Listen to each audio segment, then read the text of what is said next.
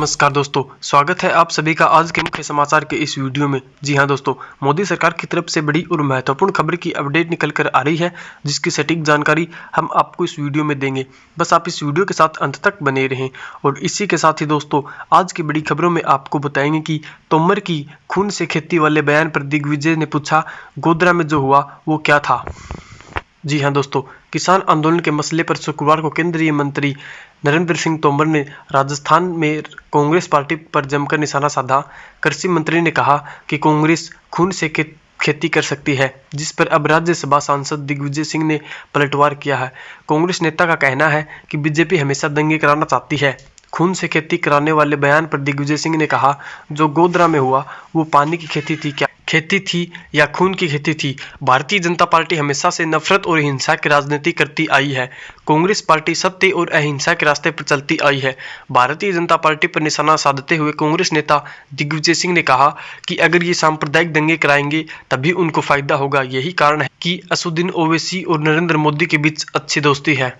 और अगली बड़ी खबर की बात करें तो क्या है वैक्सीन पासपोर्ट, भविष्य में क्यों आपके पास इसका होना जरूरी है, जानिए सब कुछ। जी हां दोस्तों, पिछले साल यानी साल 2020 में दस्तक देने वाले जानलेवा कोरोना वायरस ने सब कुछ बदल कर रख दिया। दुनिया के सबसे शक्तिशाली देश अमेरिका में इसने सबसे ज्यादा कहर बरपाया। भारत भी इससे अछूता नहीं रहा। अमेरिका, भारत और ब्रिटेन समेत कई बड़े देशों ने इसको फैलने से रोकने के लिए लॉकडाउन का ऐलान किया और कई देशों ने अपने यहाँ दूसरे देशों से आने वाले लोगों पर बैन लगा दिया। हालांकि अब स्थिति पहले से काफी हद तक सुधर चुकी है। कई देशों ने अपने यहाँ टीकाकरण यानी वैक्सीन लगाना शुरू कर दिया है। अब जब स्थिति सामान्य होने लगी तो एक शब्द का शोर सुनाई देने लगा है, वो शब्द है वैक्सीन पासपोर्ट। आसान भाषा में कहें तो अपने देश से कई दूसरे देशों में जाने के लिए अभी आपको पासपोर्ट की जरूरत पड़ती है। इसी तरह कोरोना वायरस संक्रमण को रोकने के लिए आने वाले कुछ दिनों में अमेरिका समेत कुछ देश एक डिजिटल पासपोर्ट तैयार करेंगे, जो नागरिकों को यह दिखाने के लिए बाध्य करेगा कि उन्होंने कोरोना की वैक्सीन लगवा ली है। ऐसे में दूसरे देशों में ट्रेवल करने के लिए आपके पास वैक्सीन पासपोर्ट को होना जरूरी हो जाएगा। ये नया न्यू नॉर्मल होगा। और अगली बड़ी खबर की बात करें तो महाराष्ट्र किसान ने शुरू किया अनोखा बैंक, लोन में ले जाएं बकरी और वापस करें 4 मेमने। जी हां दोस्तों, महाराष्ट्र के एक किसान ने अनोखी पहल की है। उन्होंने एकीकृत खेती को बढ़ावा देने के लिए एक बकरी बैंक शुरू किया है। अकोला जिले में सांगवी मोहाड़ी गांव के गोट बैंक ऑफ करखेड़ा पहल की पूरे राज्य में सराहना की जा रही है।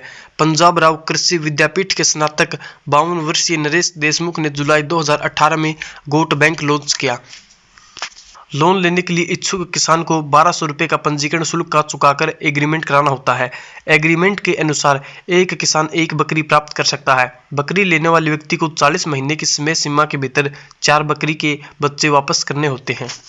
देशमुख को यह विचार तब आया जब उसने गांव में देखा कि आर्थिक रूप से कमजोर लोग और बकरी पालन में लगी महिला इससे अपने बच्चों को शिक्षित कर सकते हैं और धूमधाम से शादी समारोह भी कर सकते हैं। बकरी पालन में शामिल परिवारों पर स्टडी करने के बाद देशमुख ने एक बकरी बैंक स्थापित करने का निर्णय लिया।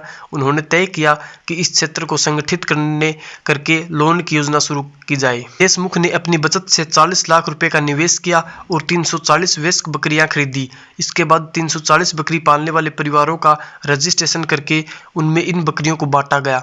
अनुमान है कि इस योजना के तहत बकरी पालने वाली प्रत्येक महिला को लगभग 2.5 लाख रुपए तक का लाभ होगा। देशमुख की इस पहल की सभी तारीफ कर रहे हैं। और अगली बड़ी खबर की बात करें तो QR कोड स्कैन करके पेमेंट करते हैं तो इस फ्रॉड से रहे सावधान। जी हां दोस्तों, पिछले कुछ समय से साइबर क्रिमिनल्स के लिए QR कोड एक हथियार की तरह काम कर रहा है। आपने भी QR कोड स्कैन करके पेट्रोल पंप या दुकानदार को ऑनलाइन पैसे दिए होंगे, लेकिन क्या आप जानते हैं QR कोड स्कैन करके आप फ्रॉड के शिकार भी हो सकते हैं। क्विक रिस्पॉन्स को सबसे पहले जापान में बनाया गया था। अब भारत में इसका यूज धड़ल्ले से होता है, लेकिन इसके उपयोग में अगर आपने सावधानी नहीं बरती तो आप भी फ्रॉड के शिकार हो सकते हैं।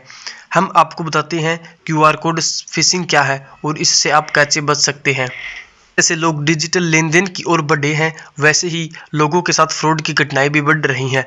कॉन्टैक्टलेस पेमेंट करने के वक्त कई लोग QR कोड को स्कैन करके पैसे ट्रांसफर करते हैं।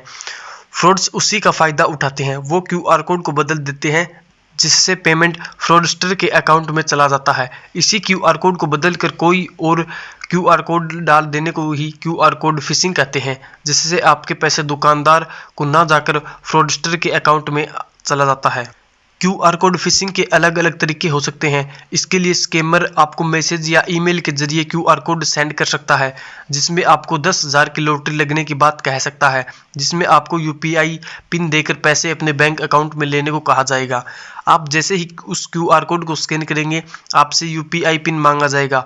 आपको लगेगा इससे पैसे आपके अकाउंट में आएंगे, लेकिन यूपीआई पिन देते ही आपके पैसे स्कैमर के अकाउंट में चले जाएंगे। इस तरह के फ्रॉड से बचने के लिए जब भी क्यूआर कोड को स्कैन करके पेमेंट करें, उस टाइम सावधानी बरतें। क्यूआर कोड को स्कैन करने के बाद उसमें रिसीवर को नाम आता है, उसे ज़रूर कन्फर्म कर लें। मैसेज या ईमेल में मिले कोई अनजान या नए क्यूआर कोड को स्कैन करने से बचें। क्यूआर कोड को फ़ोन के कैमरे से सीधे स्कैन के बजाय ऐसे ऐप से स्कैन करो जो क्यूआर कोड की डिटेल्स भी बताता हो। हुए किसी गलत ट्रांजैक्शन पर तुरंत एक्शन लें। फ्रॉड का शिकार होने पर इसकी शिकायत आप साइबर सेल में कर सकते हैं।